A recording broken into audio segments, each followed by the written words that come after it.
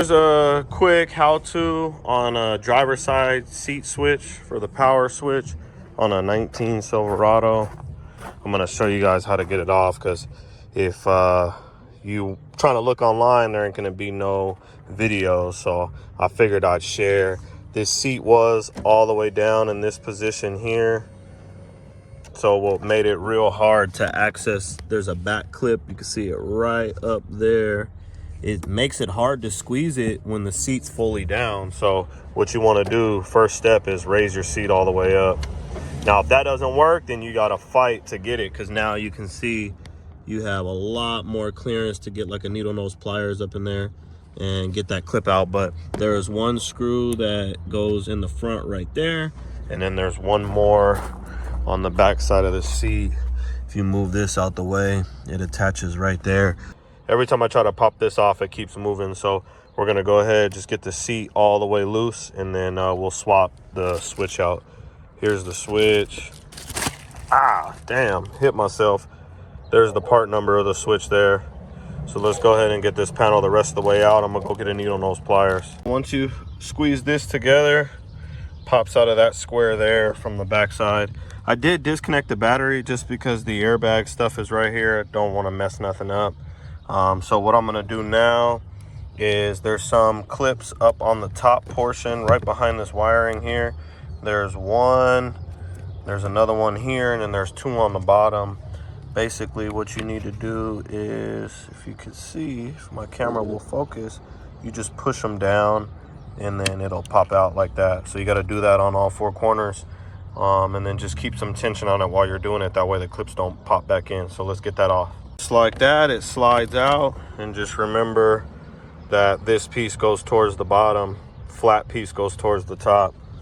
That's how I remember it, at least. Some people might not even need to remember it, they just know. But now what we're gonna go ahead and do, there's a few tabs that hold this switch in. That's what we're going for. We're gonna pop these two tabs loose, and then we'll get the electrical connector off last.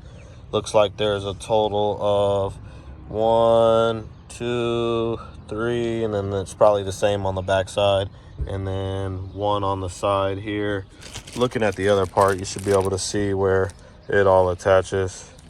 But let's get it out real quick. All right, so with the switch out, you can see there's a few tabs here, and then there's a few tabs here that hold it into place. So I'm gonna go ahead and pop these bottom three out. I just fished the whole piece out, lifted it up this way.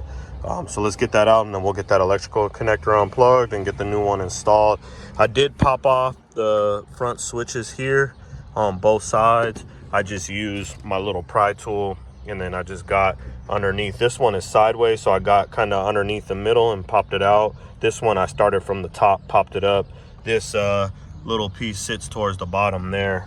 So just for reference, if you're doing this yourself and you don't remember. And just like that, with a little pick tool, I pried one side out, kept tension over here with the back of my hand. I was pushing on these through the interior here, and then I popped these sides out. I just got the pick right in between, and then as I picked up, I popped forward. So let's go ahead, slide this gray tab up, and then we'll depress this connector and get it off. Tabs up. You heard it click. And we just got to get this connector off. I'm gonna have to use both hands, but you get the idea. You hear that click? That's the release.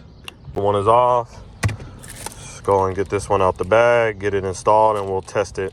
All right, we're gonna go ahead and get this piece thrown in. Remember, this piece goes towards the bottom, flat side goes towards the top.